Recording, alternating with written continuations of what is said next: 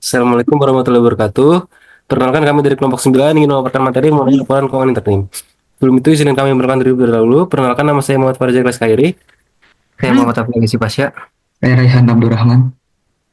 Langsung saja kepada materi utama kami pada hari ini. Pengertian dari laporan keuangan interim sendiri merupakan laporan keuangan yang berisi laporan keuangan lengkap atau laporan keuangan yang ringkas untuk suatu periode interim. Dan periode interim ini merupakan suatu periode sebuah laporan keuangan yang jangka waktunya lebih pendek dari 1 tahun buku penuh. Dalam PSAK 3 diatur mengenai standar penyusunan laporan keuangan interim untuk sebuah perusahaan sesuai dengan peraturan perundang-undangan yang berlaku. Sebagai contoh, pasar modal bursa efek. Namun, untuk jenis usaha tertentu, dalam hal ini diatur cara penyusunan dan pelaporan laporan interim oleh regulator di bidang usaha tersebut. Contohnya perbankan yang harus patuh pada peraturan yang sudah ditentukan oleh Bank Indonesia selaku Bank Sentral di Indonesia. Lalu apa saja tujuan dari laporan keuangan sendiri? Yang pertama ada proyeksi pendapatan, yang dimana proyeksi pendapatan tahunan dapat didasarkan pada laporan keuangan triwulan maupun setengah tahunan. Harga saham yang diusulkan dapat didasarkan pada perkiraan pendapatan tahunan.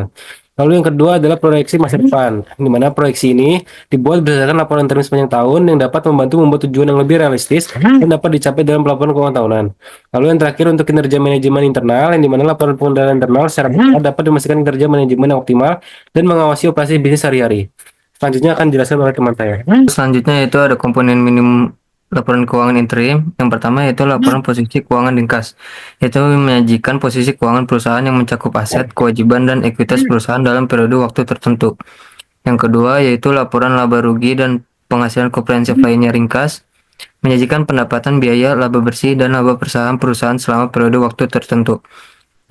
Yang ketiga yaitu laporan perubahan ekuitas, menyajikan perubahan dalam ekuitas pemilik perusahaan selama periode interim tertentu, biasanya setiap kuartal. Yang keempat yaitu laporan arus kas ringkas. Laporan ini mengungkapkan aliran kas masuk dan keluar perusahaan selama periode waktu tertentu. Yang kelima yaitu catatan penjelasan tertentu. Dokumen ini biasanya diikuti oleh catatan tambahan yang memberikan informasi tambahan tentang kejadian dan transaksi yang relevan selama periode tersebut. Prinsip pengakuan. Yang pertama, transaksi dan kejadian ekonomi harus diakui secara konsisten dengan laporan tahunan. Yang kedua, pendapatan dan beban tidak boleh diakui secara tidak proporsional hanya untuk memperbaiki hasil interim. Yang ketiga, pendapatan dan beban yang terjadi dalam periode interim harus diakui segera. Tidak boleh ditunda ke periode berikutnya. Lalu ada prinsip pengukuran laporan keuangan interim. Yang pertama, laporan interim menggunakan kebijakan akuntansi yang sama dengan laporan tahunan. Yang kedua, tidak ada perubahan metode pengukuran hanya karena laporan bersifat interim. Yang ketiga, estimasi keuangan interim bisa lebih sederhana dibandingkan laporan tahunan, tetapi tetap harus andal.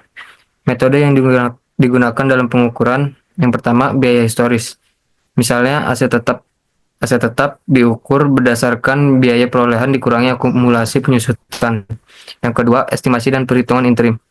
Beberapa akun seperti pajak penghasilan, cadangan kerugian kredit, dan depresiasi mungkin menggunakan estimasi sementara yang disesuaikan pada akhir tahun. Yang ketiga, nilai wajar untuk investasi yang diukur pada nilai pasar. Selanjutnya akan dijelaskan oleh teman saya. Buatnya materialitas.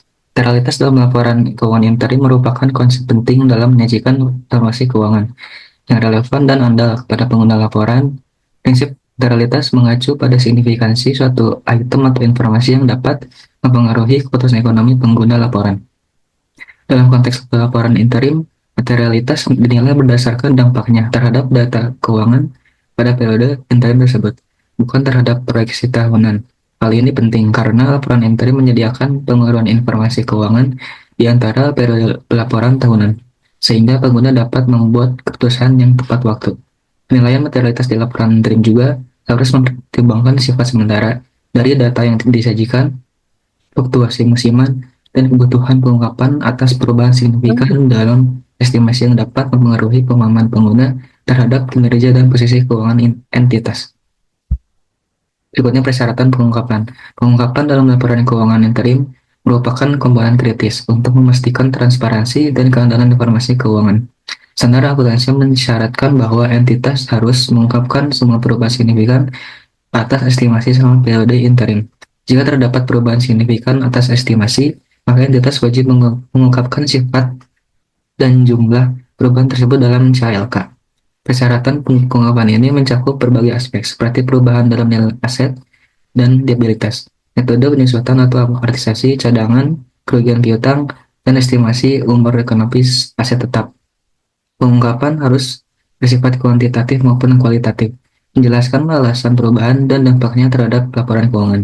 Pengungkapan yang memenuhi juga mencakup informasi komparatif untuk membandingkan kinerja antar periode, penjelasan tentang penyesuaian musiman, serta peristiwa tidak berulang yang mengaruhi hasil keuangan interim. Kandidat juga diwajibkan untuk mengungkapkan perubahan kebiasaan akuntansi, transaksi dengan pihak berrelasi, dan kontingensi yang timbul selama periode interim.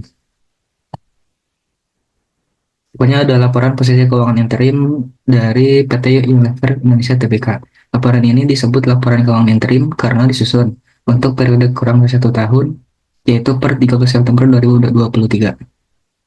Sebelum laporan tahunan penuh pada 31 Desember 2023. Laporan interim digunakan untuk memberikan gambaran keuangan sementara kepada pemangku kepentingan seperti investor dan manajemen untuk mengevaluasi kinerja perusahaan dalam periode berjalan. Lalu ada laporan laba rugi interim. Ini disebut laporan laba rugi interim karena disusun untuk periode yang belum mencakup 1 tahun penuh, yaitu per 30 September 2023. Laporan interim digunakan untuk memberikan gambaran kinerja keuangan perusahaan dalam periode tertentu sebelum laporan tahunan diterbitkan. Laporan ini membantu investor, manajemen, dan pemangku kepentingan dalam mengevaluasi perkembangan keuangan perusahaan secara berkala. Ya, untuk pemaparan materi mengenai laporan keuangan interim bersama kami, kurang lebihnya mohon maaf. Assalamualaikum warahmatullahi wabarakatuh.